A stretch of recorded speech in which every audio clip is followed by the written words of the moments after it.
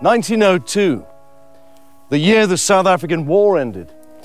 It was also the year that a small but very important company was founded. A company that was to change the economic landscape of South Africa, and one that is still leading the way today. After the war ended, a British major, Ernest Billy Barlow, decided to stay in South Africa. Now, he married an attractive young Irish girl who'd come out as a nurse to work in the concentration camps. Ernest Barlow started a small company called Thomas Barlow and Sons in Durban.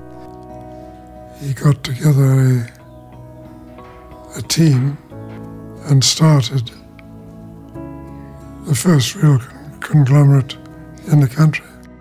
The company was based on the family business of the same name in London and initially traded in laundry materials and blankets.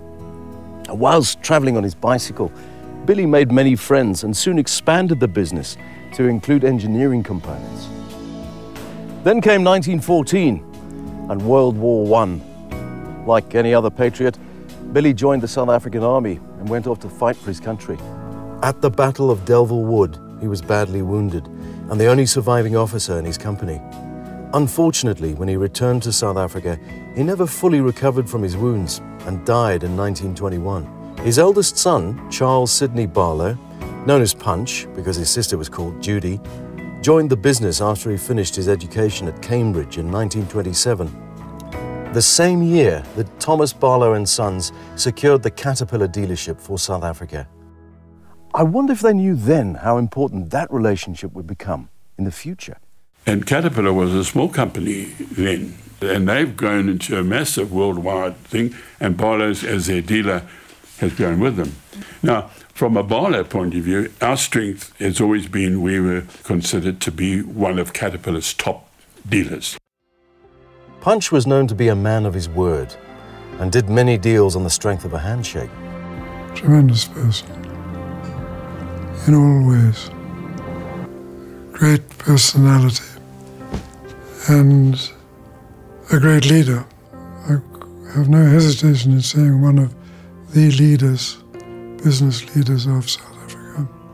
I think Mr. Barlow preferred almost to set an example, a personal example of integrity and straightforward business dealings. And it set a moral tone for the organization.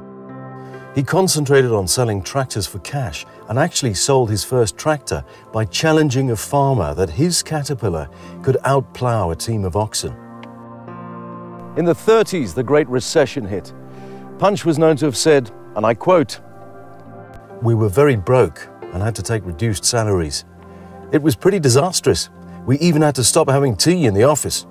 Punch came from a family of humble beginnings, and I think when you've got that as part of your character, you're able to take difficult decisions and do what's right for the business through difficult times. And you know, if you're a company that's lasted 110 years, you've gone through Great Depressions and other difficult times, and you've got to dig deep and do what's right for the business over those times. And he was obviously somebody that had the character and tenacity to do that, and it's one of the reasons we've survived for so long. These difficult times taught Punch about capital and cash flow, but more importantly, they confirmed his belief that people are the most important part of Barlow's. He strived for an educated, motivated, loyal workforce where people are recognized. This set the tone for the way Barlow's did business right up until the modern day. People have always been at the heart of the Barloworld business, and that stems back to the Punch Barlow days. People for him were at the core of everything we do, and while we've always distributed great products, at the end of the day what differentiates us in terms of our offering to our customer base is our people. This is the Barloworld Archives. It's where much of the company's history is kept and preserved. Barlow's continued to grow and expanded into other areas of business, and in 1941 the company was listed on the Johannesburg Stock Exchange. It was truly a period of diversification. Punch Barlow's 1960s chairman's statement pointed the way by saying, "It is our policy to continue to expand the group and to seek further opportunities for investment in well-managed companies that have good growth and future prospects." By 1963, the company's turnover was 47 million rand, of which 70% was contributed by Caterpillar. The Caterpillar business was by now fairly large, and Barlow's continued to diversify. In the following years, many companies were added to the Barlow's family. Names such as Robor, Federated Timbers. Barlow's managed brands like Kelvinator and started manufacturing white goods such as stoves, refrigerators, and also electrical goods, televisions. Barlow's was everywhere. Barlow's also acquired more motor businesses. They formed a joint venture with Heister. Mining and engineering businesses also played a major role in the success. And then came another milestone. Barlow's acquired Rand Mines, South Africa's oldest mining house, and the company was renamed Barlow Rand. It was Barlow's first foray into mining. You know, up until that point in time, we had been an industrial company and industrial assets, and this took us into mining, which was the heart of the South African economy, and therefore was a real milestone acquisition for the group. Throughout the 70s, the group's focus moved away from distribution towards local manufacture, with manufacturing now accounting for almost 60% of turnover for the group. The expansion continued, with Barlow's managing such iconic brands as PPC, General Electric, Nampak, Plascon, Barlow's consumer electronic products, Oshkosh trucks, and even included food and pharmaceutical products, as they owned companies like Adcock Ingram and Tiger Oats. At one point, it was calculated that 1 in every 3 spoonfuls of food sold in South Africa came from the Barlow's group. And throughout all this expansion, the Caterpillar side of the business continued to grow. The headquarters of the group at that time was situated in Braamfontein. Parking isn't very easy in that area. And one day Punch said to me, "I've had enough. We've got to move out." An initiative to buy a piece of farmland out here was quite a bold step. I understand that Mr. Rothschild got into trouble because he paid 175,000 rand for this entire property. And the move was made in 1977. It was Sir Harry Oppenheimer who officially opened Barlow Park, which is still the headquarters today.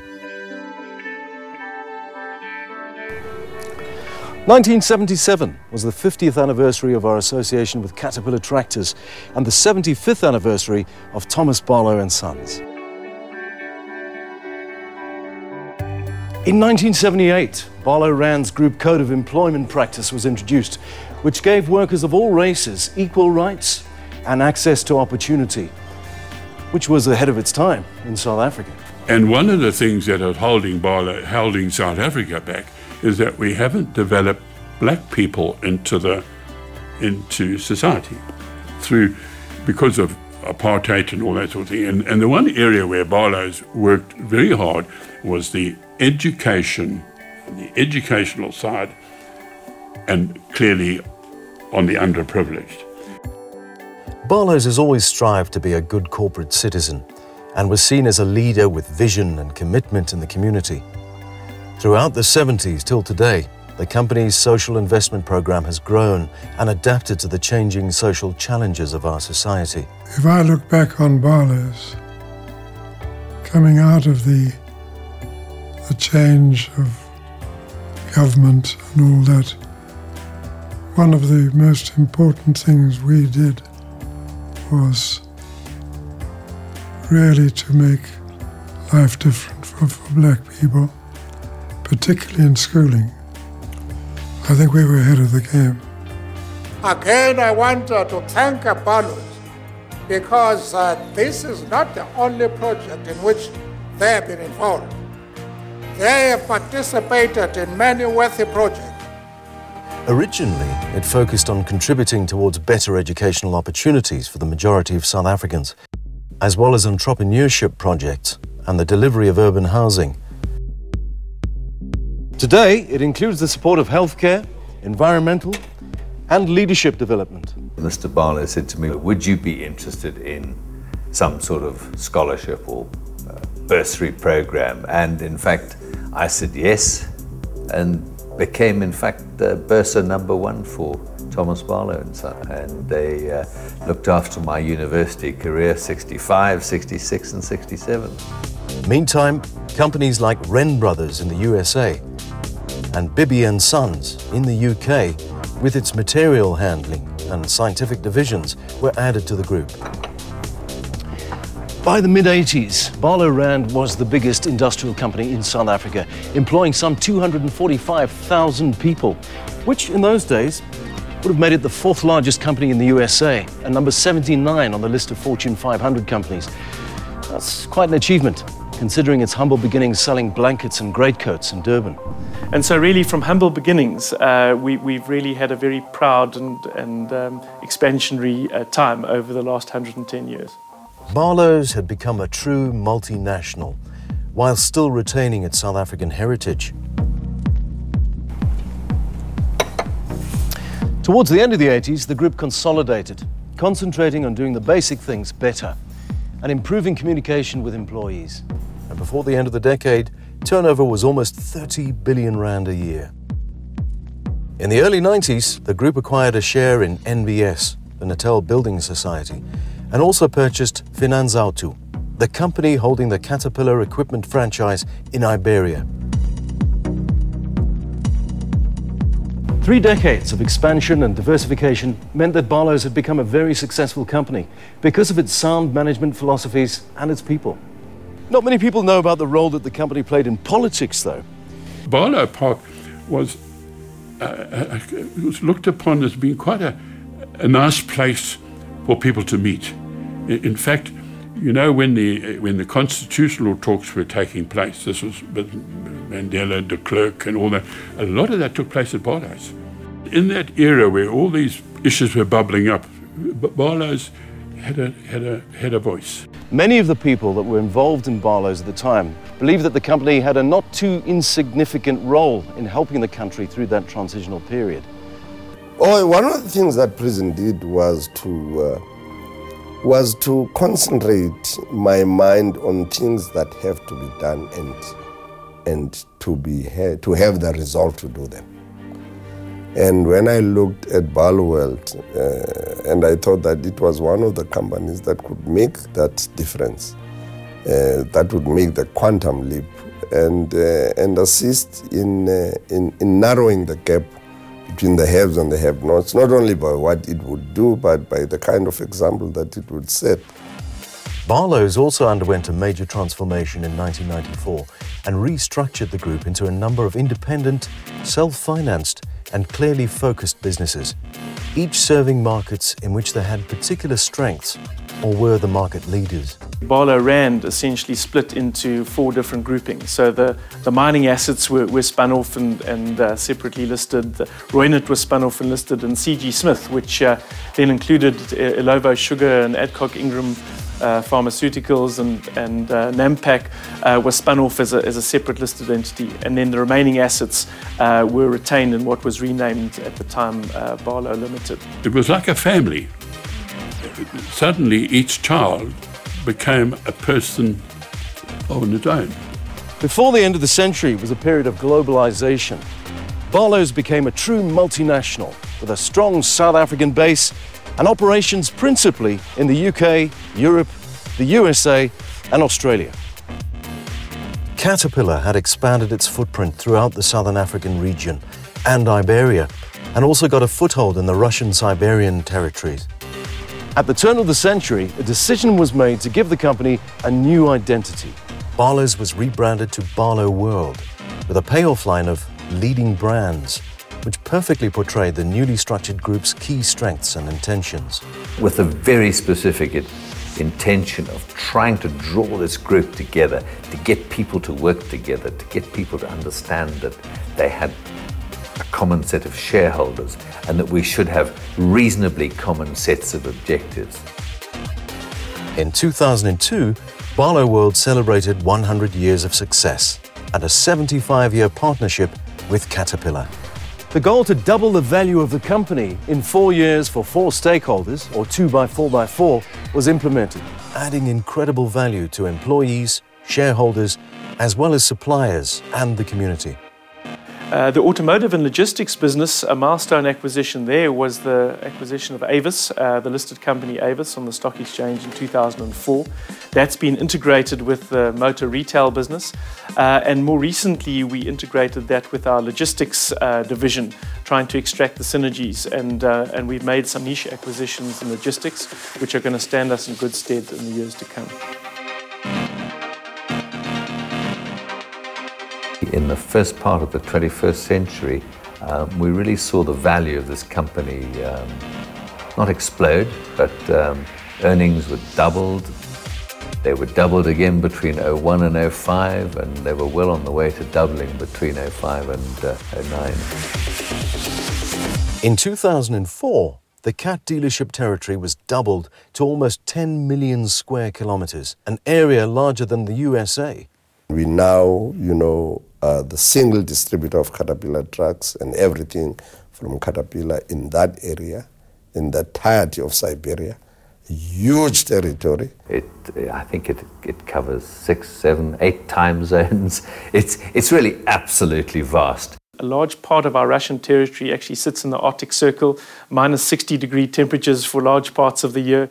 I've been up in the coal mines of there, where you could only stay outside for a very short time. And for us to be the sole distributor of Caterpillar equipment is quite a significant development. That will be one of the landmarks that will define this organization, Barloworld, as a really big global player in the capital equipment business.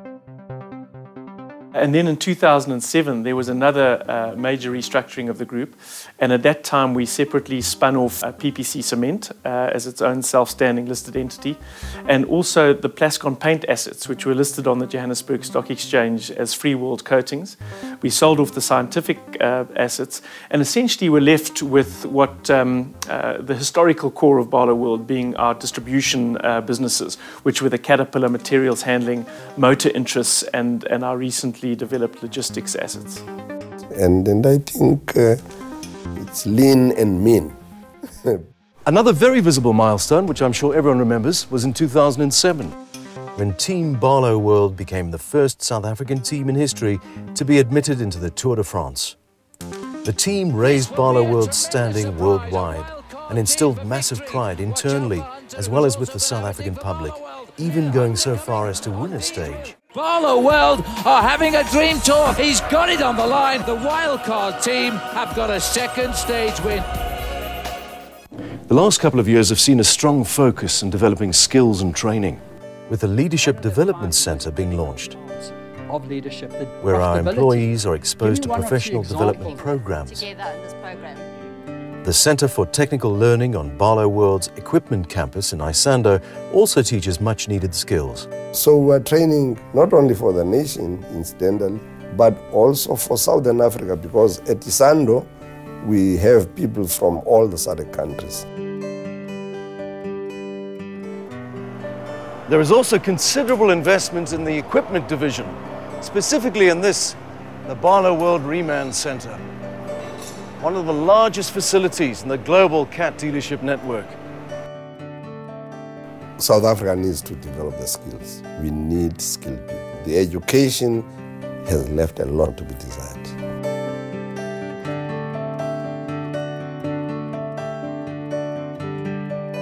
The chairman of Caterpillar personally travelled to South Africa to officially open the facility, which will cater for engine, hydraulic and drivetrain rebuilds. We have a growth in front of us, both of us, that I think in our lifetimes, in our working lifetimes, nobody's experienced. We've come to South Africa to celebrate a little bit. I'm tremendously proud of the achievements of Barloworld and Caterpillar over the last 85 years. Our competitive advantage is what Barloworld does. Serve our customers, represent us, sell to them, make sure their trucks, their machines, all of their equipment is supported better than anybody else. We can't do that. Barloworld has to do it, and they're doing a very good job. Caterpillar's strength has always been predominantly in surface mining equipment, Our recent acquisitions and our extended product range in underground mining products will enable us to expand our solutions to our customers throughout Southern Africa. So now, as a Caterpillar dealer, we have the largest and broadest range of mining equipment in the industry, and I think this will be an acquisition that stands us in good stead for years to come. But what about the future? What does doing business the Barloworld way hold for us going forward? Our core business, which is the Caterpillar dealerships, are certainly poised for great results. Equipment is going to be the flagship of the company for quite some time. I think in terms of the future, this company is very well placed. We operate in currently 26 countries around the world on 4 continents. But most importantly, we operate where I think there's going to be enormous growth into the future. And that is, we're well placed in Africa and we're well placed in Russia. And in terms of our businesses, both of those continents are very rich in mineral resources, which will stand our mining and equipment businesses in great stead. Both of those areas require significant infrastructure development and power, and we're well placed there. I would like to see us getting more territory for the equipment division, but also in food security and food production. Within our materials handling businesses, we remain with our agriculture and handling assets in Southern Africa, and we've recently grown our agriculture business into Russia, which has also a lot of long-term potential. The motor division has certainly weathered the recent storm and is nicely poised to exploit the synergies within the group. The logistics division is growing steadily and has strong organic and acquisitive growth potential, and its potential is unconstrained by geography. What a journey! From its humble beginnings to becoming a major distributor of leading international brands. What is most impressive, though, is that Barloworld is still recognized as a company with strong moral ethics, where our word is our bond. The business is still underpinned by the values of integrity, excellence, teamwork, and commitment. The same values that we've been living for the last 110 years. So while the Barloworld business has changed and adapted over the years, our values are something that will live on and will be with us for years to come. A lot of this culture still stems from the Punch Barlow days. And although today it's a big company, people still feel like they belong to a family. And I strongly believe, rightly or wrongly, that I've played a part in beginning to make a better country of this wonderful country of ours. This is the place to be at, because people never live here. I mean, I'm signing here 20 years service, 30 years. My own PA, whom I inherited from Tony Phillips, had been here for 43 years.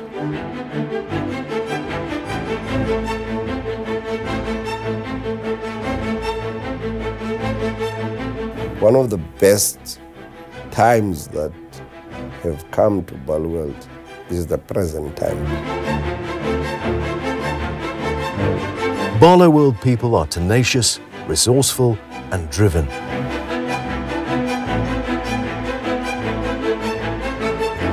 So, we get to the end of our story, or the beginning of a new chapter. Barloworld. Our values live on.